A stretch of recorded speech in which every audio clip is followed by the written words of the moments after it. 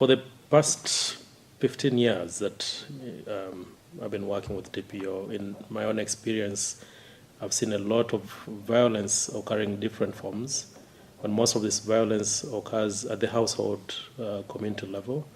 It could be incidents of physical abuse, especially towards children, but also women, or it could be neglect and not fending properly for the children. A lot of what we're seeing now is towards children in the recent years is we've had incidents of child sacrifice and also incidents of child trafficking. A lot of this, unfortunately, is not highly documented, so it makes it a bit difficult to gauge the magnitude of the problem. At community level, for the women, there's a lot of psychological torture as well as physical torture. In one of the communities where we're operating, we've seen this particular community that is practicing female genital mutilation, and the level of physical harm on the women and girls is really, really horrendous. Other forms of violence, towards children have been, over the past 20 years, as you might be aware, Uganda has had this huge conflict in northern Uganda, which just subsided about 2 or 3 years ago. But during the peak of the conflict, children were abducted, girls were forced into the rebel ranks as slaves, as wives of rebels, and all the different atrocities that were meted towards them. The situation now for these girls and boys as well as women coming out of many, many years of conflict is a different form of suffering to them, which most of which is psychological trauma as well as recovery from some of the atrocities that were meted to them.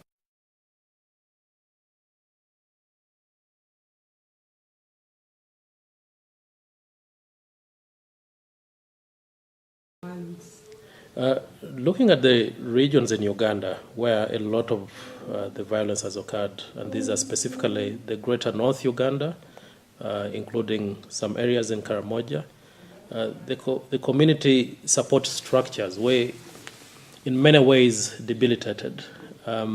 Moving on, an approach that supports these communities to play a role close to the pre-conflict roles they were playing would be quite useful to consider. And because a lot of this violence happens in the households, targeting existing community structures and building their capacity through a series of consistent enlightenment, education, and knowledge dissemination would go a long way into restituting the whole protective fabric within the community that can then pick up incidents of violence against women or children, and also provide avenues for these victims and survivors to access support.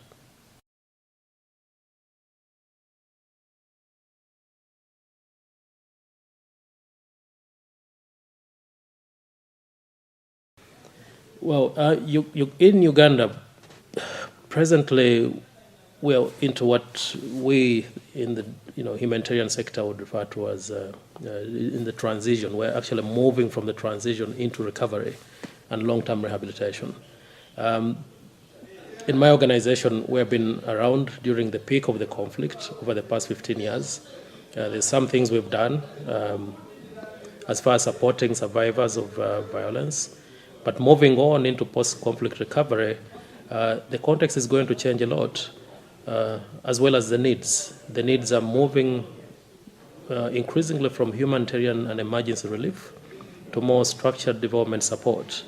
Right now, we should be talking about how do we support the livelihood needs of these children and women and households. How are we able to support them to regain an education? Many of these youth and children missed many opportunities to complete education. And how are we giving them a variety of options to choose from to improve their lives and well-being. It's a concerted effort that demands a lot of action from the government, but also from the local community support structures, as well as the international community and development actors.